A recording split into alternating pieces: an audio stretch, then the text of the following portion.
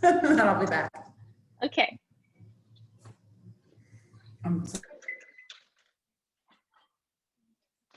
Heating up a snack for my executive producer. All right. Hey, Cam. Hello. Oh. Okay. Hi. Hi, are you Eo's sister? No. What's your name? Can you put your name in the Zoom? I'm doing that right now, and I am Eo's cousin. Oh, you're Eo's cousin. Nice to meet you. Where are you Zooming from? Seattle. Seattle. Are you, is it Hannah or Hannah? Hannah. Hannah. Hi, Hannah. Hi, Gracie. Hi. You see Shmoo?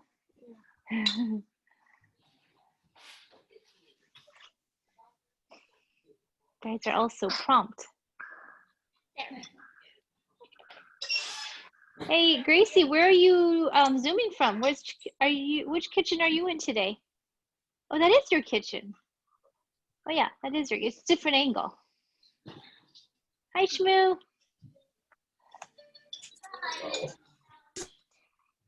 Hi, Lisa. You just said hi, Lisa. Hi, we thought you were talking to a different Grace just now, so Grace wasn't responding. She said there's two Gracies. No, it's okay. Hi, Didi. Hi. Hi, Shamime. Hi, Sophia. Hi.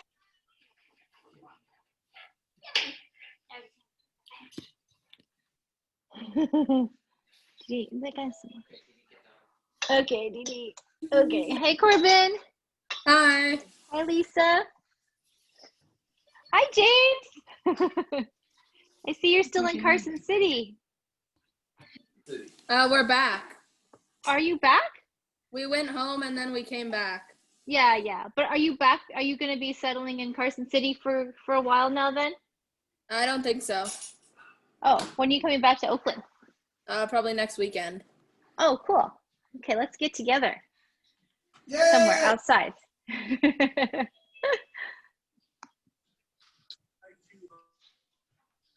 Hey, Avery. Hi, Ella. Hi. Hi.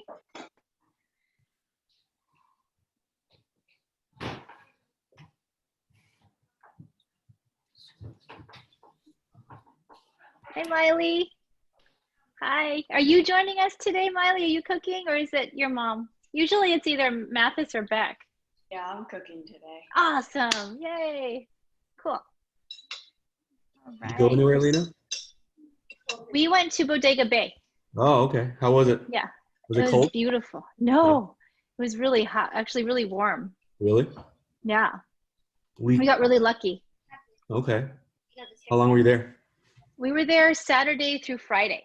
Oh, wow. Yeah. So we were there almost the whole week. Where'd you guys stay? We rented a house in Bodega Bay near a beach. Okay. Yeah. How was camping? It was good. Hi, Dre. Yeah? It was really good for me. I'm sure it was. I thought about you in Madison. Not so much for me, but yeah. Did Bobo have fun? Yeah, I think they had fun. Good. It was actually It was actually cold and not. Oh, really? Yeah, because we're very close to the water. Okay. Yeah. And you were way up north, right? We went. Yeah, it's about 5 hours up north. It's north of Fort Bragg. Were you guys warm enough at night when you were sleeping? Yeah, it was tolerable. Okay, good. Nice. Hi. Hey, Griffin. Hey, Heidi. Hi, Natalie. Hey, Rosa. Hey, Benjamin. Hey, Jane. Hi. Hi. Asher, come. My obligatory child. Make it look, now carry the knife and look like you're gonna cook. Hi, Asher. I just finished baseball. You just finished what? Baseball. Oh, cool. Nice. Oh, earpods. Right. Well, it's 5:02, So I think most people who are going to join have joined. So we're going to make, I think, a really perfect dish for hot weather, although it's not as hot as it's been out here in the Bay Area, but it's been relatively warm. So we're going to make some Vietnamese Banh sandwiches. And we're going to, instead of doing chicken and pork, and you know, when we did the Vietnamese pork, the Vietnamese chicken salads with the noodles, that chicken you could also easily substitute and add to these sandwiches. But today we're going to make these meatballs, which we haven't done together yet. So I thought it'd be fun to do. And I'm adapting the recipe a little bit because normally you're supposed to pan fry these meatballs, but it's such a pain to stand over a stove and like make sure the meatballs don't stick. So what I'm going to do is have us do it all in the oven, which just takes away so much stress. You can just throw it in the oven, forget about it, and we can prep the rest of our vegetables. So yeah. So the first thing we're going to do, everybody, is grab your ground pork or ground turkey and a big bowl and like a rubber spatula, something you could mix with. So the first thing we'll do is we'll mix up our meatball mixture. Okay, I'm going to have you turn on your ovens maybe in about 5 minutes, just because we don't need them to preheat just yet. I'm trying to have everyone save energy, so not having you turn on your ovens too early, but just right when we need them. So what I'm going to do is have you guys put your ground turkey or ground pork into your big bowl. And if your hands accidentally touch the ground meat, it's okay. Just make sure you wash your hands carefully. Wash your hands with soap and water. So I'm going to do that. So I'm using turkey today, but this recipe is great with pork. I'm going to wash my hands. And the next thing we're going to do is we're going to add some of our liquid ingredients. Yes, if you're using both turkey and pork, I would say separate bowls, Cameron. Because I think they both have different flavors, and yeah, I've never done them together. I would do either or, in separate bowls. All right, so now that we have our ground pork in your big mixing bowl, let's add some of our liquid ingredients so that some of those seasonings can really get into the meat. So the first one we're going to grab is our fish sauce. So I'm going to use my fish sauce here, and we're going to add about if you're using a pound of turkey, add a tablespoon of fish sauce. So per pound of ground meat, use 1 tablespoon of fish sauce. Okay. And the next thing, if you don't want it a little spicy, grab your sriracha, and also per pound of meat, 1 tablespoon of sriracha. Okay. Excuse me. Yes. The same Hi, Hannah. pork. I'm sorry? Yes, same pork or turkey, it's the same amounts. Hey, Wendy. 1 tablespoon of fish sauce. 1 tablespoon of fish sauce into your pound of ground meat, 1 tablespoon of fish sauce, 1 tablespoon of sriracha, and the next thing we're going to add is sugar. So it can be any kind of sugar you have, granulated sugar, brown sugar, coconut sugar, and just add in another tablespoon of sugar. And how spicy is it with the full sriracha, or should I just cut it in? Yeah, maybe just cut it. And because you can always just drizzle some more sriracha over individual sandwiches, but the sriracha does add a nice tartness and a little bit of garlicky flavor to it. It's not too bad. Okay, so I've added 1 tablespoon, so to our pound of ground meat, added 1 tablespoon of fish sauce, 1 tablespoon of sriracha, 1 tablespoon of sugar. And now I'm going to add 2 teaspoons of cornstarch. 2 teaspoons of. And what the cornstarch does is it kind of helps the meat kind of stick together better. All right, so I didn't measure my other ingredients that carefully, but I will with the cornstarch. So I'm adding 2 teaspoons of cornstarch per pound of ground meat. 1 teaspoon. All right. She just 1 tablespoon. 2 teaspoons of cornstarch. So I'll review everything again. And I'll even have Clara put it into the chat. So it's 1 tablespoon per pound of ground meat, 1 tablespoon of fish sauce, 1 tablespoon of sriracha, 1 tablespoon of sugar,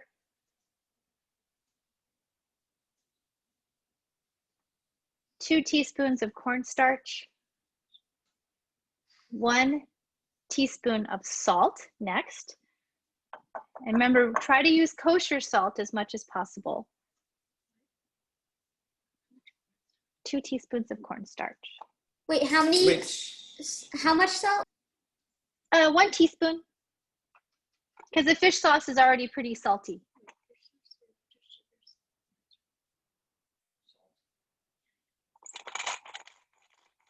And the last ingredient I'm going to add to this meatball mixture for now is 1 teaspoon of black pepper. All right. Okay, so go ahead and just mix this together, what we have in here, and incorporate it into your ground meat. You don't have to get your hands dirty yet, because we'll get our hands dirty later when we're scooping out the meatballs.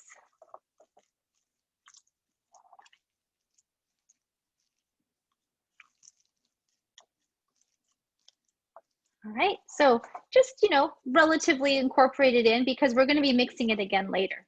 So now I'm going to grab my cutting board. I'm going to set this bowl of meat next to my cutting board, because we're going to be using our cutting board to chop up some other ingredients that we can add directly to this meatball mixture.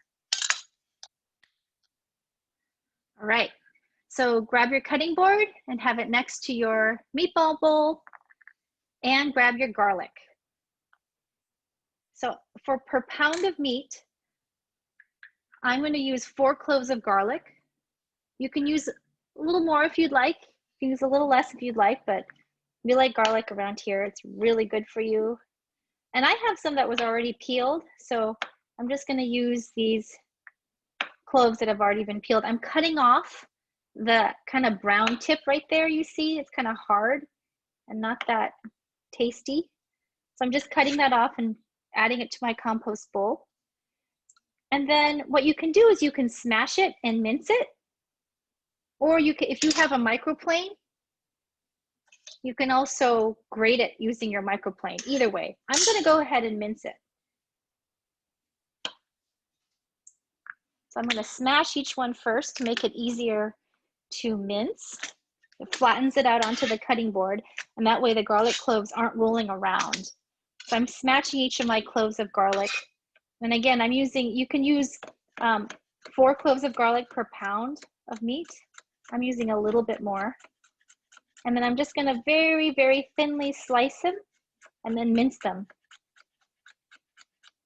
And again, when you are holding your knife, you don't have to grip your knife too hard. And you notice I'm not lifting my knife off the cutting board. I'm just kind of using the blade to kind of roll onto the garlic pieces. I'm not chopping. I'm not, you don't hear me chopping like that. I'm just rolling it down onto using the weight of my knife to chop the garlic, having the knife do most of the work rather than your wrist. I'm like holding my knife pretty lightly, actually. I'm not even gripping it that hard. I'm right-handed, so I'm using my right hand, and I'm keeping my left hand far away from the blade. And then as I mince, every so often I kind of scrape that pile of garlic back into the center, into a pile, so that I can have them all together as I'm mincing. And every so often I wipe my blade, very carefully wipe the edges of the blade, wipe the garlic off, because sometimes some bigger chunks get caught on the blade. Okay. So once you're done mincing your garlic, add it to your meatball mixture.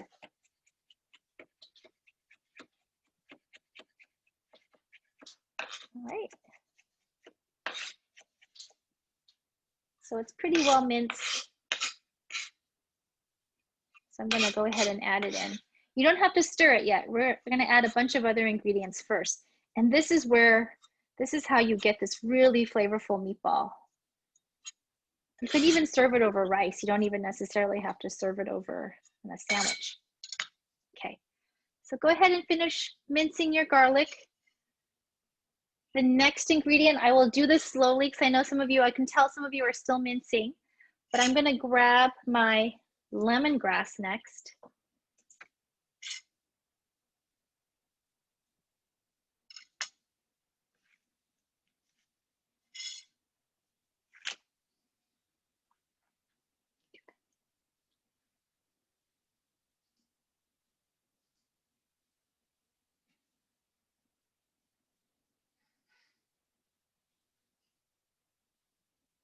All right. Yiping, you're waiting. You're waiting. Cool. Hey, is it just you, no Natalie today? She's got like a big project to work on for school. Okay. Well, it's nice to see you. And you're not the only parent that's cooking, so. All right. So go ahead and grab your lemongrass if you have it. I know it's not always easy to find, but it's generally pretty available in Asian markets and more in conventional supermarkets. So I have 2 stalks of lemongrass because one is pretty thin. So I'm just going to use 2 stalks today. So you can tell it's really long. We're not going to use this whole stalk. In actuality, with lemongrass, you only use this very tiny portion of it for this dish anyway. I'm going to show you how I'm going to process it. So I'm going to take 1 lemongrass. I'll show you how I do it with 1 stalk first. So I'm going to cut the lemongrass. I'm going to cut the very tip off here. You see this tip here? It's kind of brown and woody and kind of dirty. I'm just going to cut that off. I'm cutting in about maybe like a ½ an inch off. And you're going to have to really kind of press down, use all your might, and be careful with your knife. But I just cut the end off, and I'm just going to toss it into the compost. And the next thing I'm going to do is I'm going to cut off the remainder. All I want is maybe the last like 2 inches of lemongrass here. So, well, maybe like, let's say 3 inches. So cut off the rest of the stalk so that all you have left is this 3-inch part near the bottom of the stalk. And then the rest of this kind of long and reedy part, we're just going to toss and not use today. So all you should be left with now is this kind of 3-inch piece of lemongrass near the bottom of the stalk. I'll demonstrate it again with my second one. Same thing, I'm going to cut the very tip off. I'm cutting in about maybe a ½ an inch off the very tip. And I'm cutting off most of the stalk, the reedy part. I'm going to toss it into my compost. And so you'll notice the outside of this lemongrass is pretty kind of woody. And you want to peel all that off because it's a little inedible. It's not easy to eat unless you're going to stew it for a really long time.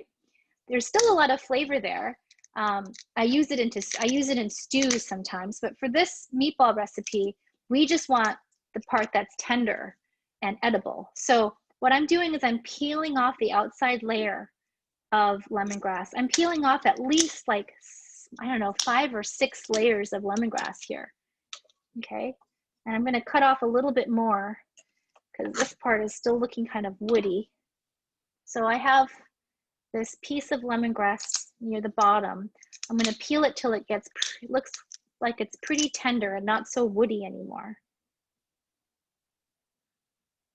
You can smell, make sure you take a second to smell the lemongrass. It smells really lemony and nice. All right, so I have 1 lemongrass stalk peeled down to its kind of heart. I'm gonna do the same with my second one. You may only have 1 stalk, which is fine.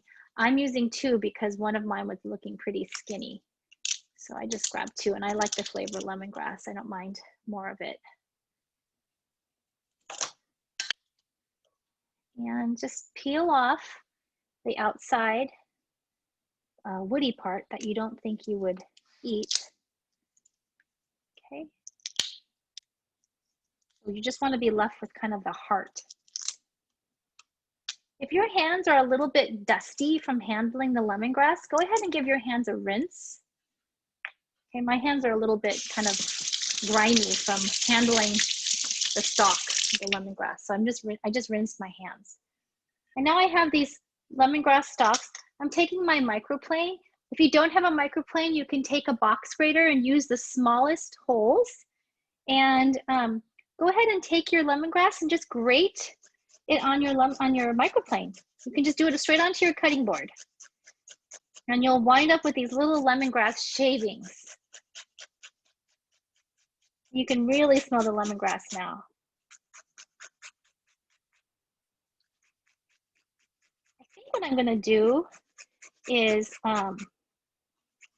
share a list of, I know the holidays are coming up, and I feel like there's some kitchen tools you might be lacking in your kitchen. This might be a good time to ask your parents to supplement your equipment and your ingredient list, your pantry. And I would say a microplane is definitely on my must-have list. I think McKenna, you may have already gotten one from your mom, right? Yeah, I use it a lot. So I'll make a little list of kitchen tools and kitchen ingredients that I think are must-haves and nice-to-haves, especially since the holidays are coming. So I'm down to like the last kind of ½ inch of my lemongrass. And if you can safely grate it on your microplane without cutting yourself, go ahead. I'm gonna work on my second one now. This lemongrass is really what gives these meatballs a really lovely Southeast Asian flavor, because lemongrass is so commonly used in Southeast Asian cooking, in Vietnamese, Thai, Cambodian, Indonesian, Singaporean. Okay, so go ahead and just grate and add your lemongrass shavings to your meatballs. Make sure to keep your knuckles away from the microplane blade, those little teeth.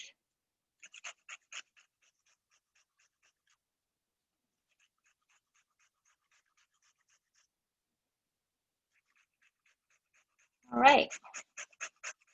And once your lemongrass is there, go ahead and just pound your microplane clean, and then add your lemongrass shavings to your meatball mixture.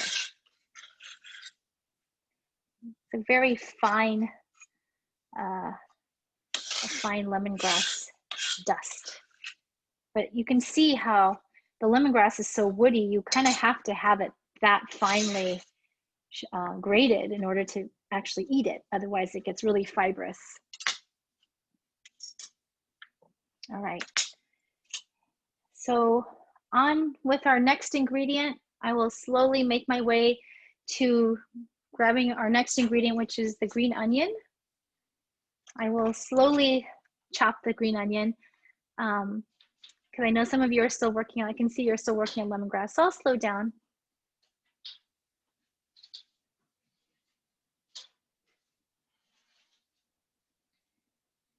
I'm gonna have us mince about 5 green onions together. We're not going to use all 5 of our minced green onion. You can use a whole bunch of green onion. Most bunches come in like 5 or 6, but I would use the entire bunch. What we're going to do is we're going to mince all of it, but we're going to reserve some of it for our sriracha chili mayo, and we're going to use most of it for our meatball mixture. So I will have you grab another smaller bowl and set it next to your cutting board. And we're gonna, again, put in part of our, we're gonna save ourselves a little bit of work and do all of our mincing of the green onion right now all at once. Since we're doing it anyway, just makes sense to just do it all at once. And then just use some of it for the meatballs and some of it for the sriracha mayo. So what I've done is my green onions are washed, and I've cut the root end off. I'm just gonna toss those into the compost, or you can plant them like we've talked about before. You can put them in a cup of water, a shallow bit of water, and watch them take root and sprout. So grab your bunch of green onions and just very, very, very finely mince them, as finely as you can cut them. So same technique as with my garlic. I'm not chopping, I'm not lifting my knife off of the green onion, off of the cutting board. I'm just rolling my knife into the green onion, into that pile.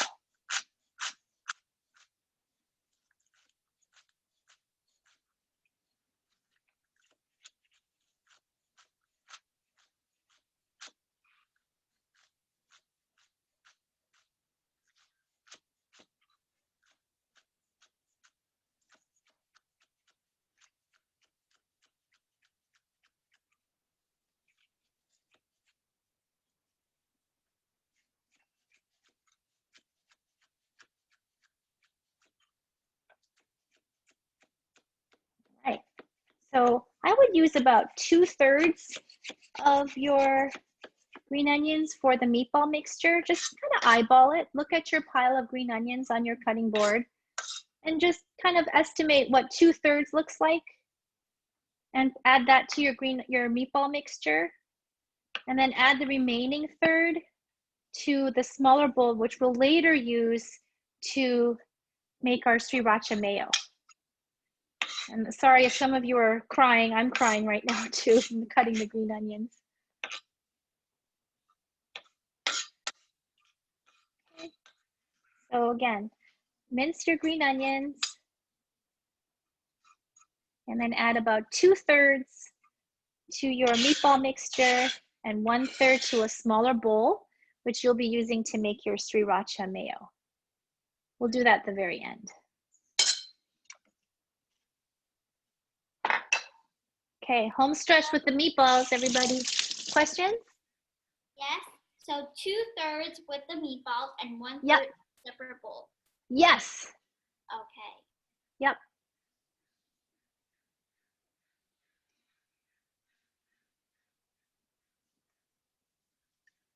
Okay, so I'll slowly make my way. I know, Griffin, I'm crying too.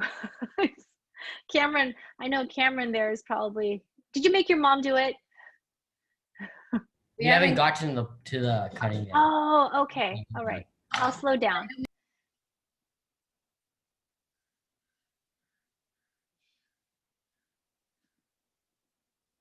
All right. So just take your time. Oh, and for those of us, let's go ahead and preheat our ovens. Preheat your oven to 400. Everybody, preheat your ovens to 400.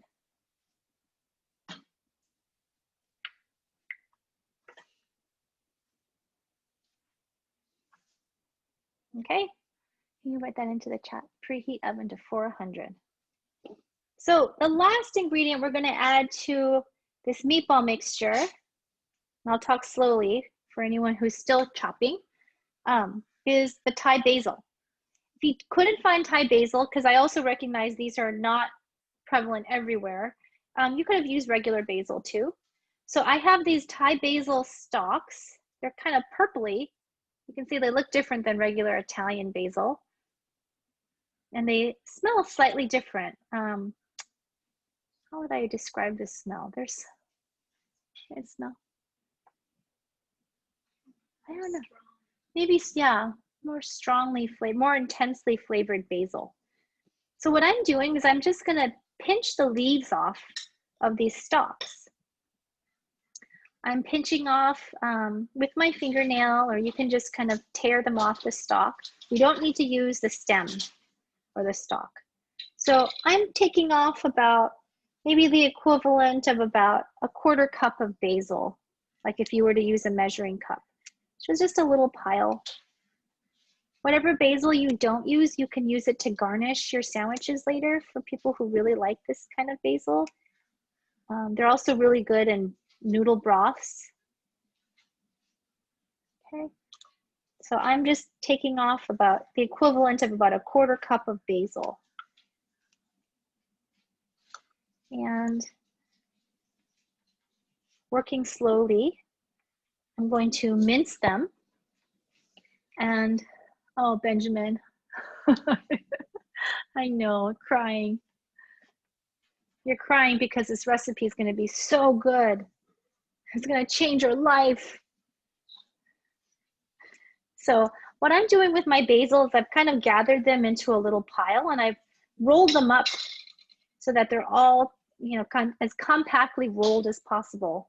And I'm just going to take my knife and just run my knife through very thin slices through this pile of basil that I've rolled up. Again, it's kind of like a chiffonade. And you can see how it's much easier to cut, to mince these when they're all gathered together. I have my herbs, my basil, that I've rolled up and sliced thinly. And now I'm just mincing them, keeping them as compactly together as possible. And every so often, I wipe my blade very carefully, and I keep mincing. So they're pretty finely minced. And then add this to your meatball mixture. And, Wait, for the green onions, did you only put like about 1/3 in? I put in 2/3 into the meatball mixture and 1/3 into a smaller bowl that we're going to use to make our sriracha mayo mixture. Okay, thank you. Auntie Yeah. Lynna, Yeah. for the Thai basil, do we need like 1/4 of a cup? Yeah. Okay. Yeah. If you were to pack it into a 1/4 cup. It doesn't have to be exact, Sophia.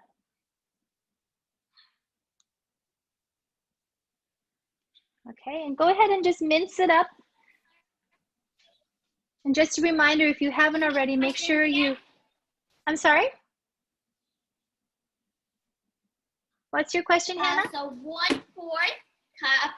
Yeah. 1/4 cup of basil into the mixture. Yes. And the rest into the small bowl. No, the basil you don't need to add to the sriracha mayo. Only the green onion goes into the small bowl right now. Okay, cool. All right. So for those of you still mincing, I see a lot of you still mincing. Corbin, you're still plucking leaves off of your stem. Yeah, so just add it to your meatball mixture after you've had a chance to mince it. And then now we have all of our meatball ingredients. Should we ready. mix it? Yes, you can mix it. If you have all your ingredients in, Taryn, go ahead and mix. Incorporate all those ingredients in.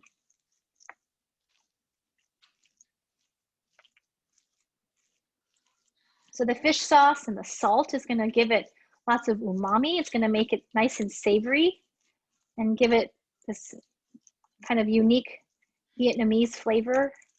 Sriracha will give it a little bit of spice. The sugar will give it a little bit of sweetness. And then the rest of these ingredients, the basil, the lemongrass, the green onion, and the garlic, is going to give it extra flavor and color too. We're doing something else right now. So what are we doing right now? What are you doing, Hannah? What do you want to know?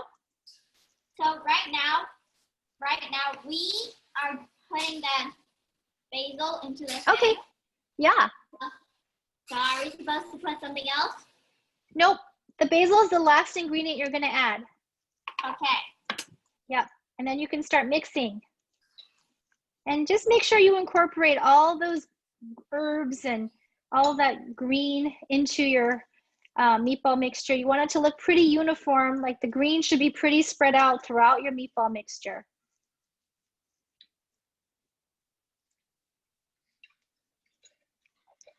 Okay.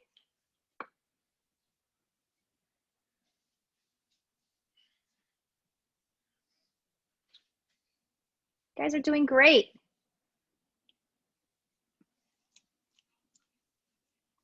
So And your ovens should all be preheating to 400. All right, so I'm gonna slowly talk about our next move. I see some of you are hanging out, waiting.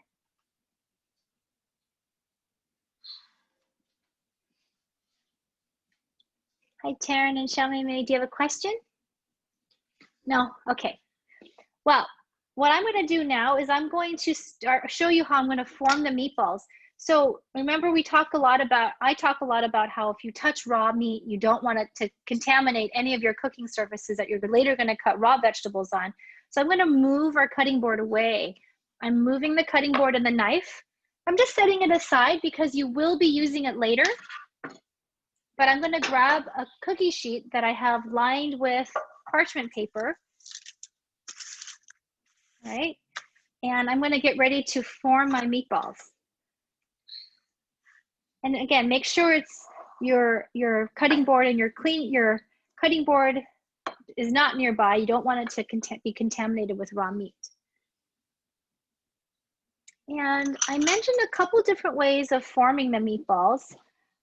If you don't mind getting your hands, meaty, you can use your hands to form the meatballs.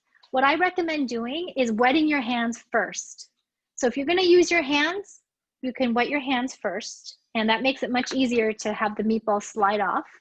Another technique, there's 3 different ways you can do it. Another way to do it is you can take 2 spoons. Amy, where's the cutting? Can you put it on these?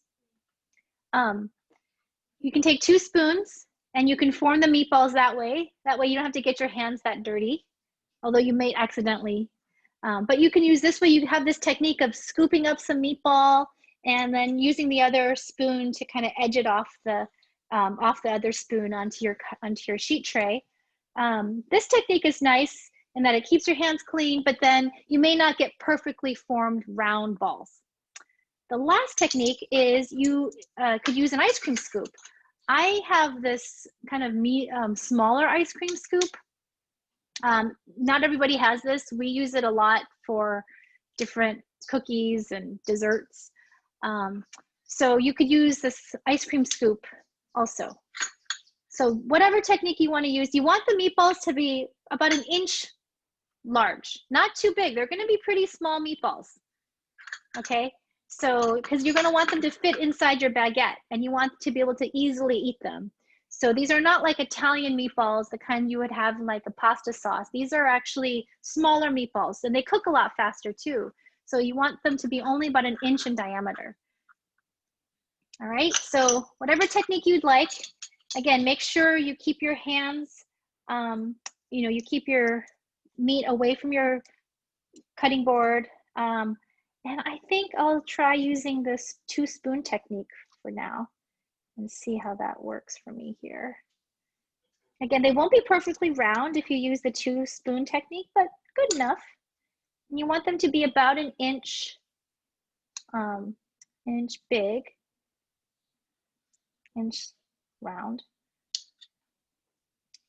You want them to be on the slightly smaller side so that you can easily fit them into your sandwich. And again, make sure your ovens are preheating.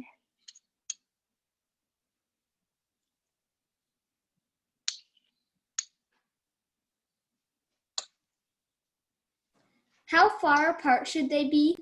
Great question. Mine are about like 1 inch apart. Because I'm trying to do it so that they all fit onto one sheet tray. So yeah, just about 1 inch apart should be good. Thanks for asking that question. I did not mention that.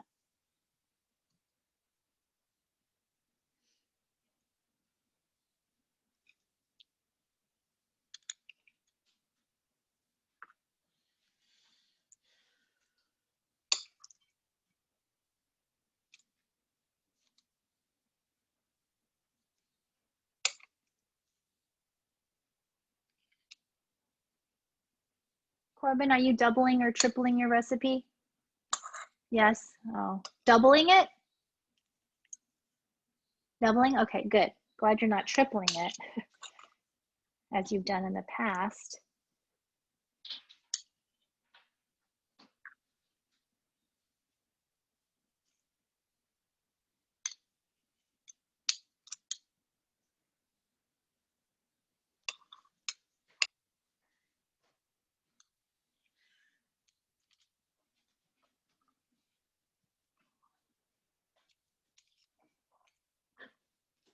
So some other ingredients, I would say, on our must-have list,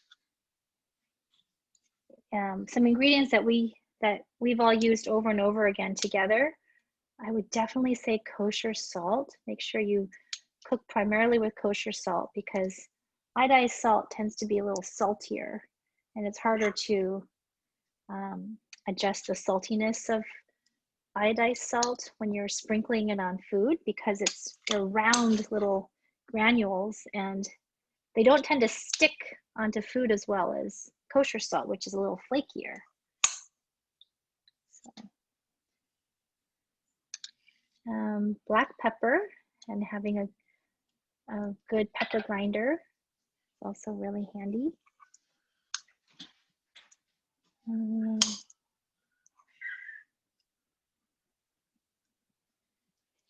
What else? Good knives. Even just one good chef's knife is really good to have. A good cutting board. I stay away from plastic cutting boards. I find that wooden ones tend to be easier to chop on. Definitely don't use glass. Glass cutting boards can not only dull your knives, but the ingredients that you're trying to cut can kind of slip all over the place.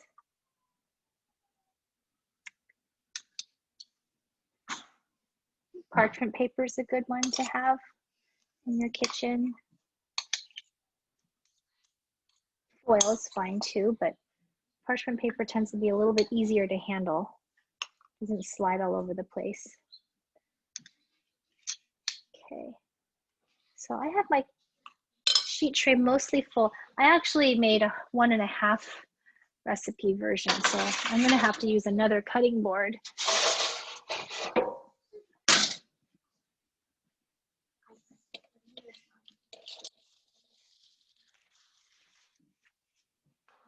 Second sheet tray ready. Actually, I had a question. Do you ever use those like baking sheets, like Silpat instead of parchment paper?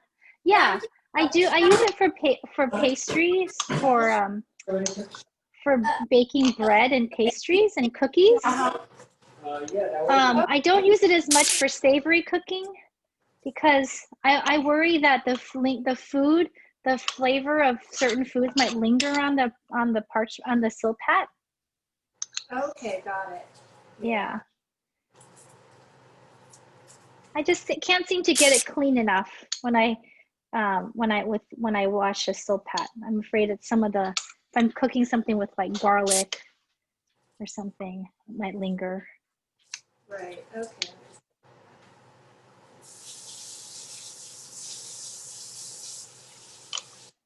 But the parchment paper is nice too, because they also have some that are unbleached. Like the kind I use is unbleached, so it doesn't feel like it has as many chemicals on it, although I'm sure it does have some chemicals. Nothing really. A lot of kitchen equipment seems to have something on it. Okay. Everyone almost near the end of their meatball mixture?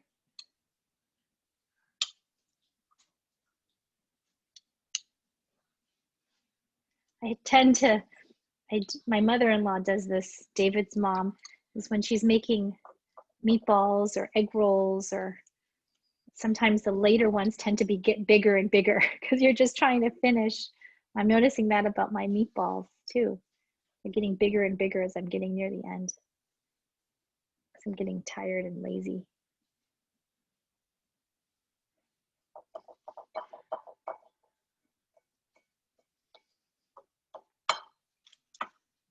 Okay, so if you're done with your meatball mix, shaping your meatballs, place your meatball bowl into the sink.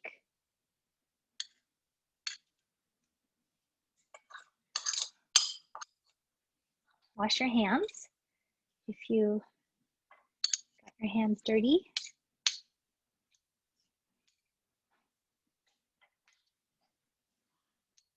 There. All right. I'm gonna put this into the sink.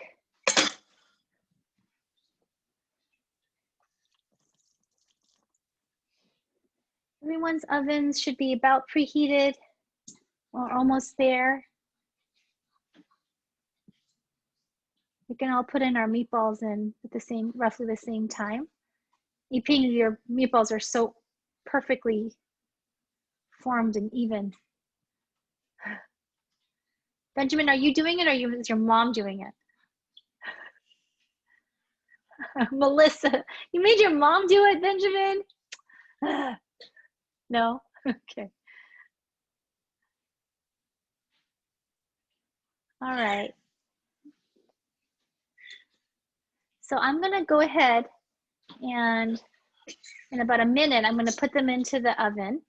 They're gonna bake in the oven for about, maybe, we'll start with about 13 minutes and they'll be mostly done at that point. But what we're gonna do after that is we're gonna turn the oven up to broil, and that will really brown your meatballs. So we're gonna bake them at 400 for about 13 minutes, and then we'll turn it up to broil for about 3 to 4 minutes, and that'll cook everything all the way through. All right, so everyone mostly done with their meatballs? Shaping, Avery's done. Miley, Petra, you done? Awesome, okay. Zachary, are you done? You're still forming? We did double the recipe, so he's got Oh, okay, all right.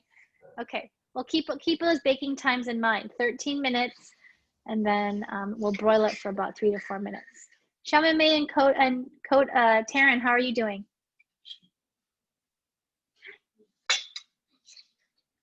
We doubled the recipe, so we're You not did done. too? Okay, all right. So right now it's supposed to be in the oven. I'm about to put them in the oven. Yes, Hannah, you can go ahead and put yours in the oven. Okay. All right, okay. I see a number of you are doubling your recipe. That's great. These meatballs are very popular and they're make great leftovers. Okay, I'm gonna put mine in the oven now. Hey Google, set a timer for 13 minutes. We'll check on them in 13 minutes together. They may or may not be almost ready yet. We'll know when we look at them, and then we'll broil them. If we need to put them in for a couple more minutes after that, it's fine. So go ahead and grab your cutting board and bring it back to, bring your cutting board back. And we're gonna prep our crunchy vegetable topping. So we're gonna make kind of a little salad. So make sure you have a bowl that's kind of largish, because you want it to contain your carrots, your daikon, and the dressing we're gonna use.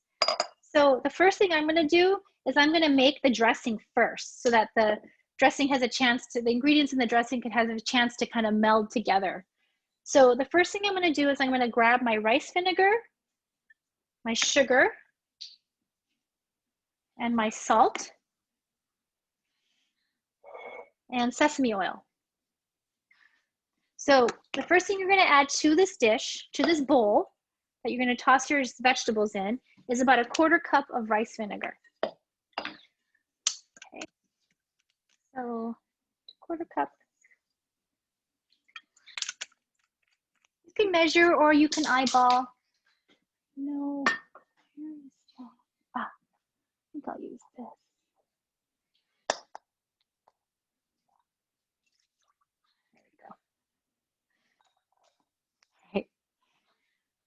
Using some leftover mignonette sauce. That's basically the same ingredient.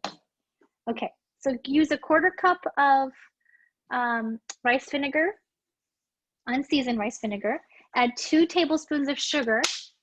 It can be any kind of sugar you'd like, coconut, granulated sugar, even brown sugar is fine. So add about 2 tablespoons. Okay. And then next, you're gonna add 1 teaspoon of salt.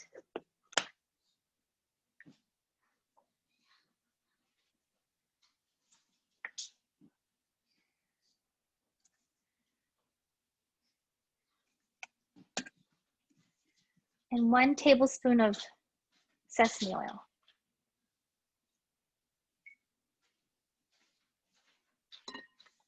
And the final ingredient I'm going to add, and this is, again, if you really love garlic the way I do, I like to add in, find any excuse to add in garlic. I'm just going to throw in 1 smashed clove of garlic. It doesn't have to be minced. Just smash it with the side of your blade and just drop it into the dressing. And then you can take a little whisk or a fork and just mix it together. Just like that. And then as we prep our vegetables, the salt and the sugar will have a chance to dissolve in the rice vinegar. Okay.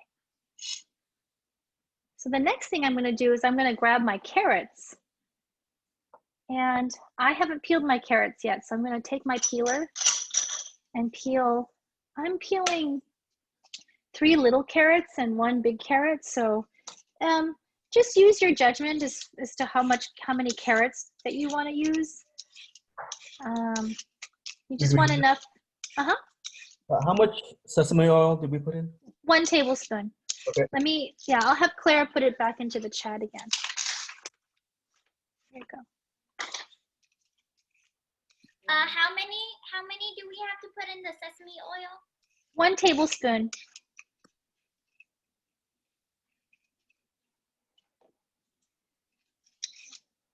And as you finish up making your dressing, I'm just peeling carrots.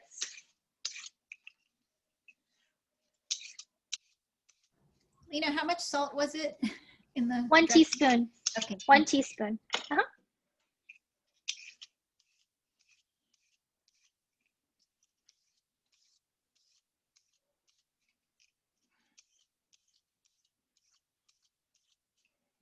If you find that your peeler, your vegetable peeler, is getting dull, like I said earlier, the holidays are coming and it's a good time to upgrade your kitchen appliances if they're seeming dull or not working as well. I'm a strong believer in making sure all of your kitchen equipment is easy to use so that it doesn't seem like a chore. So I think it's good to invest in some good quality kitchen ingredients that will last you much longer. This peeler we've had, this is an OXO peeler, and we've had it since we were, I think before we were married, so about over 20 years. We've been married for 19 years, but I've had this peeler, I think we've had this peeler for at least 20 years, and it's still going strong. And it feels good in my hand, and it's like nicely, just peels vegetables really nicely. So I'm cutting the ends off of the stems off of my carrots.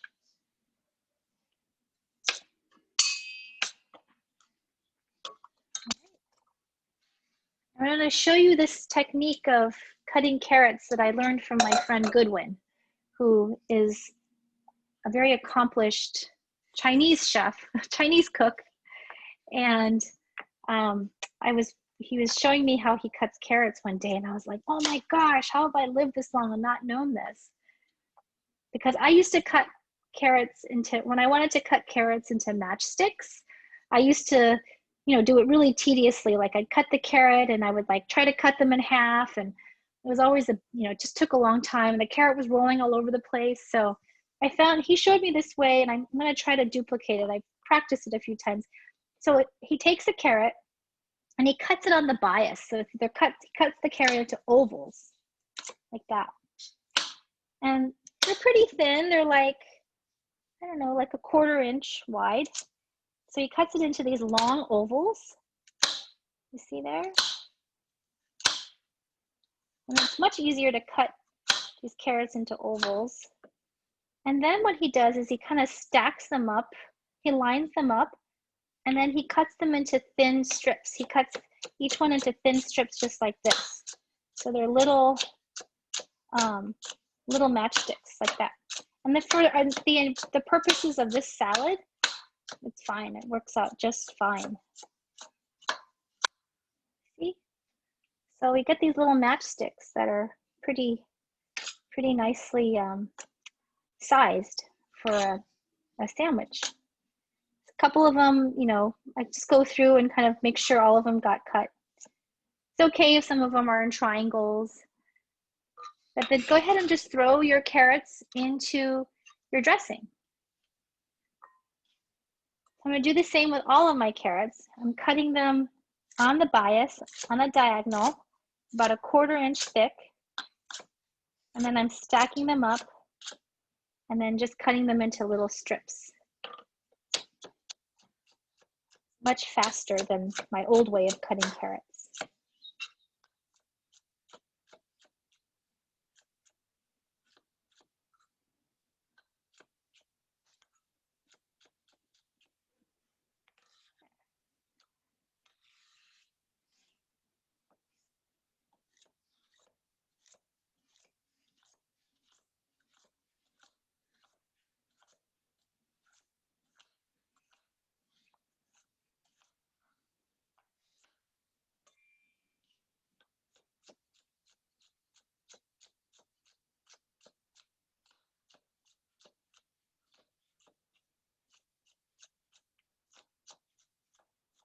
I'm just cutting them into thin strips.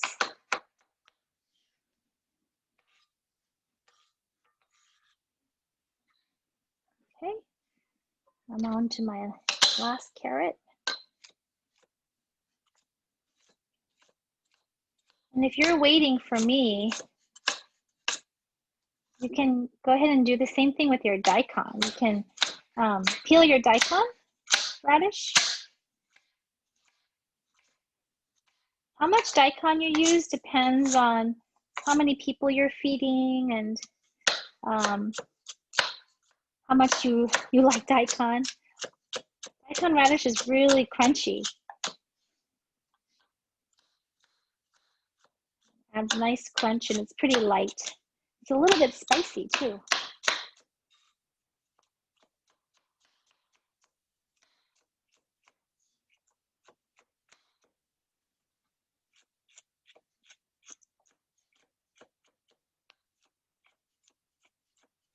All right.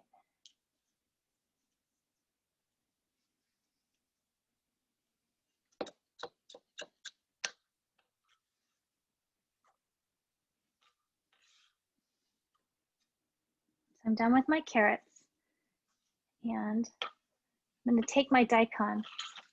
I asked David to go to the store to get me a daikon radish and he brought me this ginormous radish. I'm only going to use half of it. So I'm going to just cut off half. I'm going to cut the roots off and I'm going to peel them.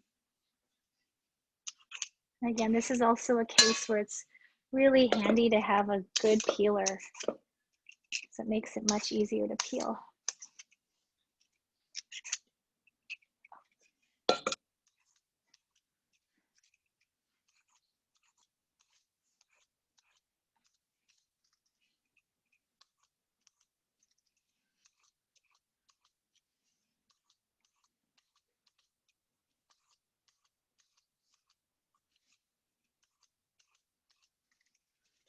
Okay.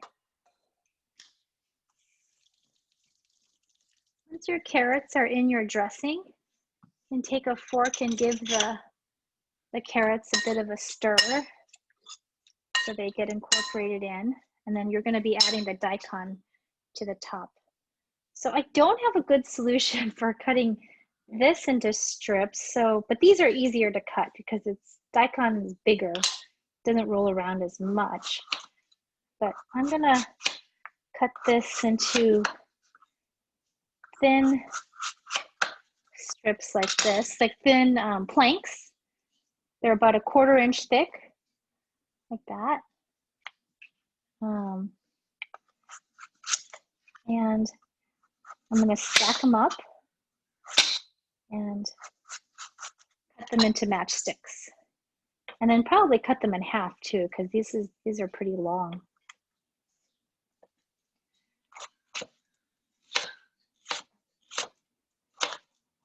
And these matchsticks are about a 1/4 inch thick also.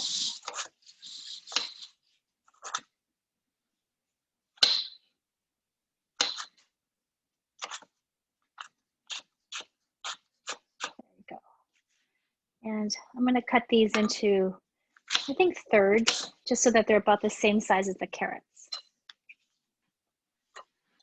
So you want the daikon and the carrots to be roughly the same width and same size.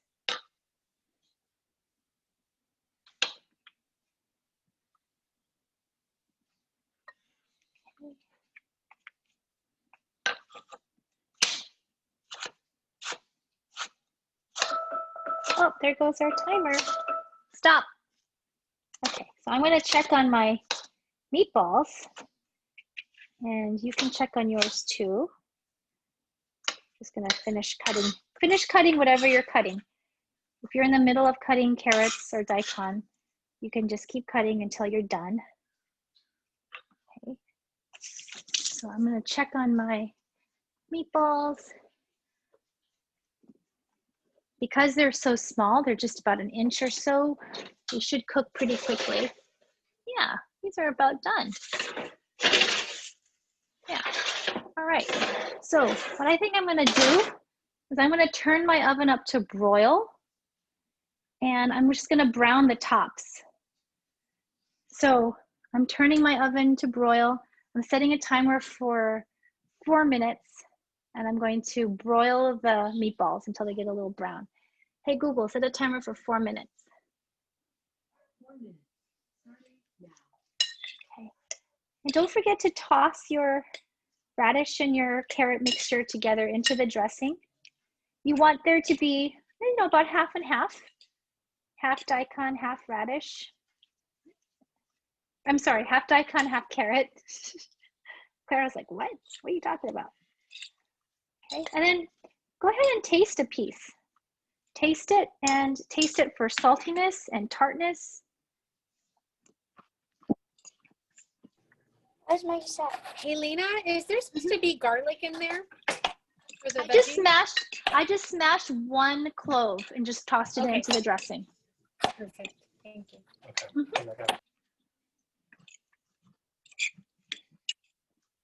So go ahead and just toss your vegetables. Let them marinate. Make sure you taste it. Taste it for saltiness and tartness. If it needs a little bit more salt, go ahead and add more. If it needs a little bit of sweetness, add a little bit of sugar. But just adjust the seasoning to your liking.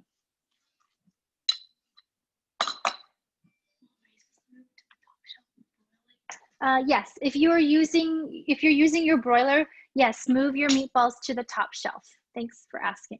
Broiling for about 4 minutes.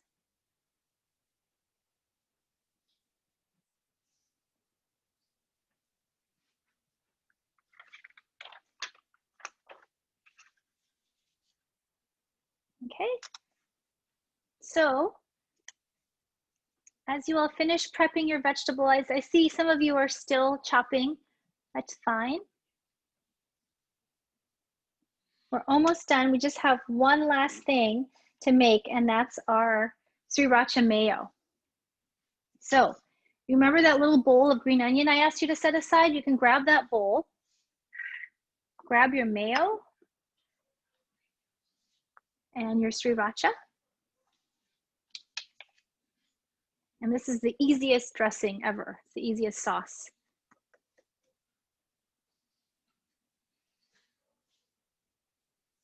Okay. I have 1.5 minutes left on my broiling meatballs, so I'm just gonna wait. And I'm watching many of you still working on your salad. But if for those of you who are ready to move on to your sriracha mayo, go ahead and add about I forgot what I said. Was it like a half a cup? I think I said half a cup of 2/3. mayo. 2/3 of a cup. Okay. Excuse me. Yes. We just finished putting the carrots and the, what's it called again? Daikon? The thing. Daikon. So what did you say next? Oh, did you broil your meatballs yet? We don't have that operation. Our office does not have that operation. Okay, so somebody else is in charge of the meatballs? Yes. Okay, so you can toss your daikon and your carrots into that dressing that you made with the rice vinegar and toss it together and taste it. And then the next thing, everybody, for your making your sriracha mayo, add 2/3 of a cup of mayo to the green onion that you set aside earlier. I'm gonna just eyeball how much I'll probably need. And this stores pretty well too. Okay, there you go. And then add some sriracha. Oh, my timer's about to go off. Hey Google, stop. Okay, I'm gonna check on my meatballs and they look nicely, slightly browned. I'll show you what they look like here. Hot, hot, hot. Okay, so I'm gonna test one. I have a fork here and I'm gonna test mine and just cut into it and make sure it's not pink on the inside because this is ground turkey, ground pork. You don't want it to be too pink. And it looks done. So I'm turning off my oven and feel free to taste one. I know it's very hot right now, but feel free to take the one that you cut in half to taste to kind of check for doneness. Go ahead and taste it. Blow on it, make sure it's not too hot, but taste the meatball.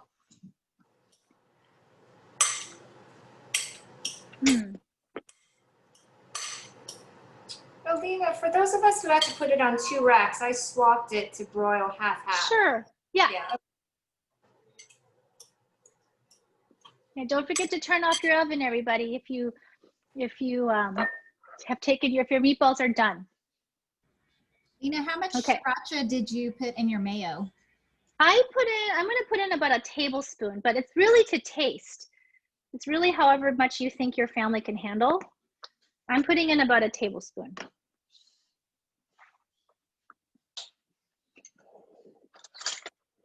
And just mix it up. Sorry, how much mayo was it in the sauce? It's up to you. Like I think that when I typed out the recipe, I said about 2/3 of a cup. Okay, thank you. And use as much or as little sriracha as you can to as much as you think people can handle. Excuse me. So So we just found out that it had broil, and what temperature was it supposed to be? Broil?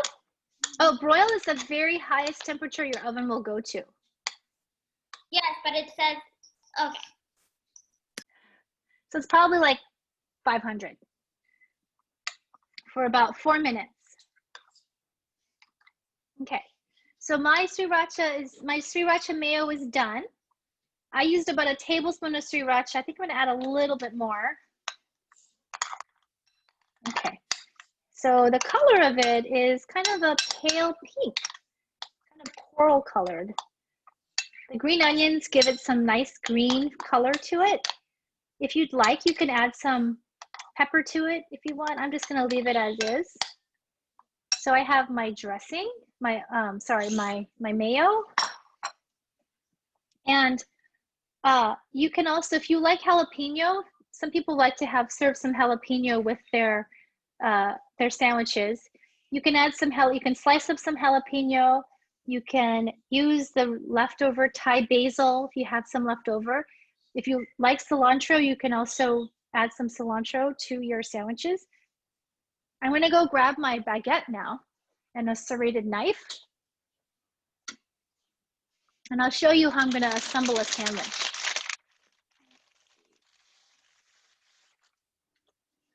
So I have my baguette here.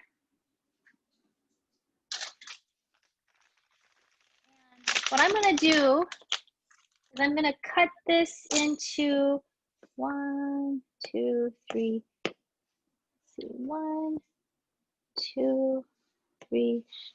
So 5 pieces. So I'm gonna just kind of, again, eyeball it. I'm not measuring or anything, but I wanna be able to make, I think I asked you all to get 2 baguettes. So you might have plenty of baguette in case anybody wants seconds. I'm just cutting these into this baguette into 5 pieces.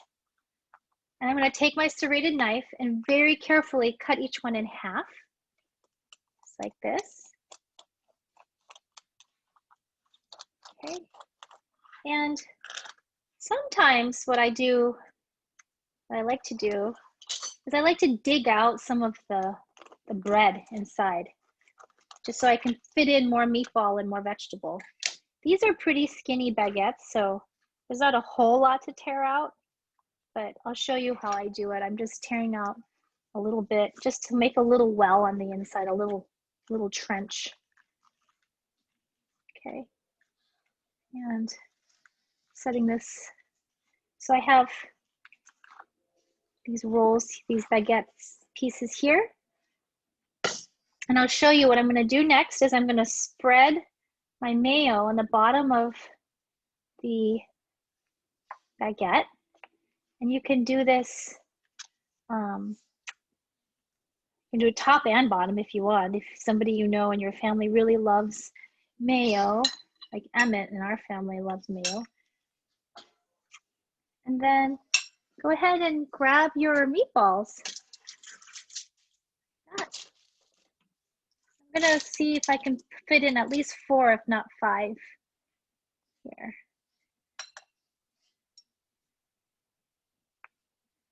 Okay, you can fit in 4 in this one. And then take some of your salad and just sprinkle it over your sandwich. That. And then add whatever condiments you want. So jalapeno, Thai basil. Do you have cilantro? Add that. I have some basil here I'll add. If you have extra green onion, you can add that too. And then cover it with your second piece of bread. And then just kind of smash it down. And you have a sandwich. And make sure you have the salad. Uh-oh. What? Oh, sorry, my video turned off.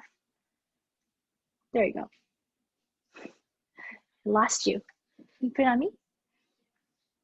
So we have our Vietnamese banh sandwich. And you can assemble the sandwiches for the rest of your family if you'd like, or you can have people assemble their own sandwiches. That.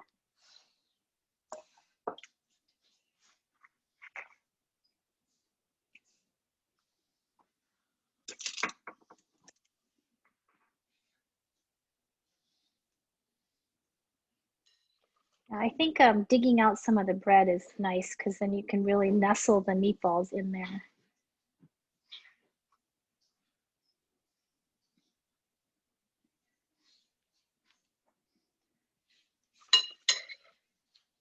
Don't forget the other condiments, so the garnishes. The cilantro, green onion, basil, jalapeno. Smash. There.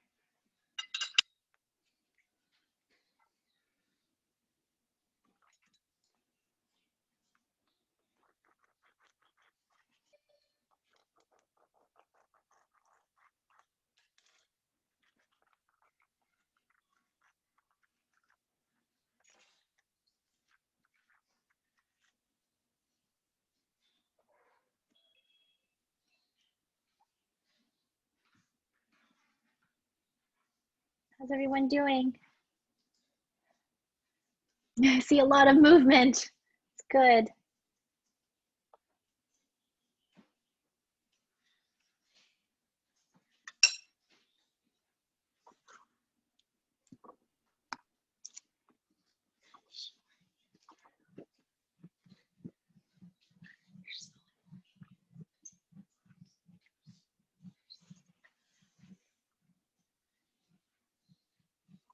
Like I said, these meatballs are really handy to have over rice if you don't mind leftovers, or like another Vietnamese noodle salad.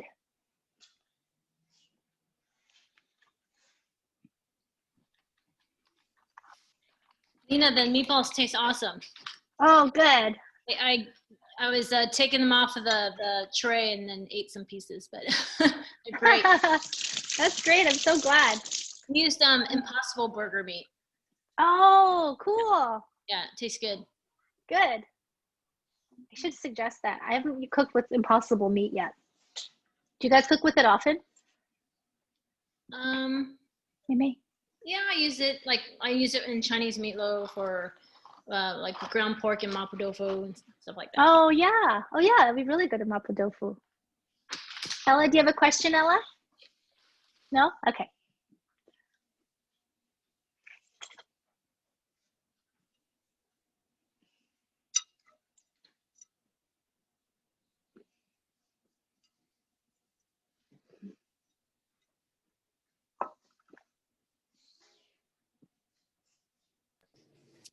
Lynna, do you ever make extras and freeze them? If you do you freeze them raw or cooked? I would freeze them cooked. Okay. I think raw they would get it would just be, they'd get kind of smashed. Yeah. You could make the mixture, Heidi, and freeze the mixture. Yeah. If you want to do it raw. I think you're right. I think if you were to freeze them cooked, they might get a little dry. So, I would maybe do it with pork over turkey. Because turkey is a little leaner, not quite as forgiving. Yeah. Cool. Thank you so much, Lynna. Thanks, Lisa. Thanks for joining. Bye, Miley. Thanks for joining. Bye, Sophia. Enjoy your dinner. Thanks, everybody. See you next week. Thank you. Thank you. Did you do the spread on the bottom and the top? You can if you want, Jane, depending on if you like how much you like the mayo. Okay. You. Bye. Bye. Thanks, Lynna. Bye. Bye, Chrissy. Bye, Melissa. Thank you. Bye, Benjamin. Zachary, say bye-bye. Thank you. Bye. Bye. Say hi to your girls.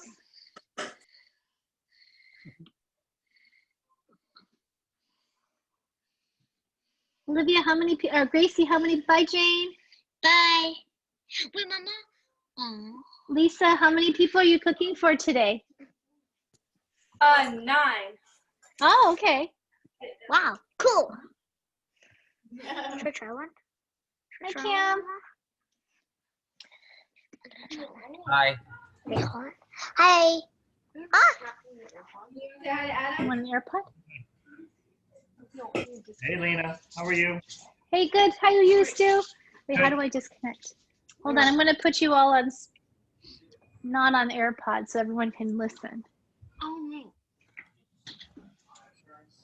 Can you take us off of Facebook? Dickabay. Oh, shoot. Sorry. It's still on now, too. Sorry. I left the meeting. Hey, Adam. Hey, Graham says hi, Didi. Come say hi to Graham. Hi.